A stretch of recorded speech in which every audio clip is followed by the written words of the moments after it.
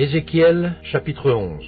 L'Esprit m'enleva et me transporta à la porte orientale de la maison de l'Éternel, à celle qui regarde l'Orient. Et voici, à l'entrée de la porte, il y avait 25 hommes. Et je vis au milieu d'eux Jaazania, fils d'Azur, et Pélatia, fils de Benaja, chef du peuple. Et l'Éternel me dit, Fils de l'homme, ce sont les hommes qui méditent l'iniquité et qui donnent de mauvais conseils dans cette ville. Ils disent, ce n'est pas le moment, bâtissons des maisons. La ville est la chaudière, et nous sommes la viande. C'est pourquoi prophétise contre eux, prophétise, fils de l'homme. Alors l'Esprit de l'Éternel tomba sur moi, et il me dit, Dis, ainsi parle l'Éternel, vous parlez de la sorte, maison d'Israël, et ce qui vous monte à la pensée, je le sais. Vous avez multiplié les meurtres dans cette ville, vous avez rempli les rues de cadavres. C'est pourquoi, ainsi parle le Seigneur l'Éternel. Vos morts que vous avez étendus au milieu d'elle, c'est la viande, et elle, c'est la chaudière. Mais vous, on vous en fera sortir. Vous avez peur de l'épée, et je ferai venir sur vous l'épée, dit le Seigneur l'Éternel. Je vous ferai sortir du milieu d'elle. Je vous livrerai entre les mains des étrangers, et j'exercerai contre vous mes jugements. Vous tomberez par l'épée, je vous jugerai sur la frontière d'Israël, et vous saurez que je suis l'Éternel. La ville ne sera pas pour vous une chaudière, et vous ne serez pas la viande au milieu d'elle. C'est sur la frontière d'Israël que je vous jugerai.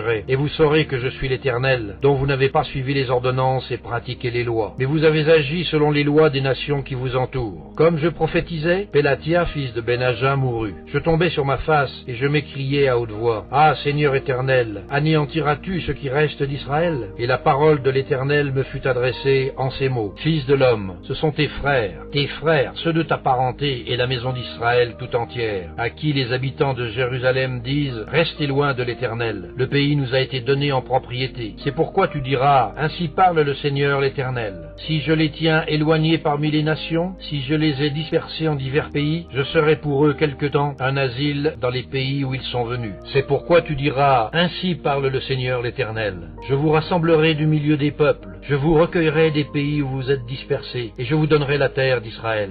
C'est là qu'ils iront, et ils en ôteront toutes les idoles et toutes les abominations. Je leur donnerai un même cœur, et je mettrai en vous un esprit nouveau. J'ôterai de leur corps le cœur de pierre, et je leur donnerai un cœur de chair, afin qu'ils suivent mes ordonnances, et qu'ils observent et pratiquent mes lois. Et ils seront mon peuple, et je serai leur Dieu. Mais pour ceux dont le cœur se plaît à leurs idoles et à leurs abominations, je ferai retomber leurs œuvres sur leurs têtes, dit le Seigneur l'Éternel. Les chérubins déployèrent leurs ailes, accompagnés des roues, et la gloire du Dieu d'Israël était sur eux, en haut. La gloire de l'Éternel s'éleva du milieu de la ville, et elle se plaça sur la montagne qui est à l'orient de la ville. L'Esprit m'enleva et me transporta en Chaldée, auprès des captifs, en vision par l'Esprit de Dieu. Et la vision que j'avais eue disparut au-dessus de moi. Je dis aux captifs toutes les paroles de l'Éternel qu'il m'avait révélées.